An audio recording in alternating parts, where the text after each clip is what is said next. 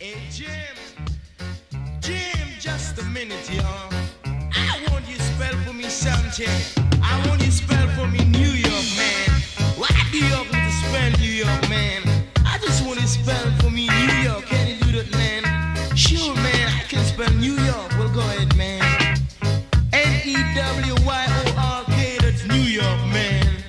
No, man, you made a mistake, man. I'm gonna teach you the right way and the proper way to spell New York, man. Well, go ahead, man. A knife, a fork, a buckle, and a cork. That's the way we spell New York, man. You see, no matter where I treat my guests, they always like my kitchen best. Cause I'm cooking, running around my brain. I'm cooking, running around my brain.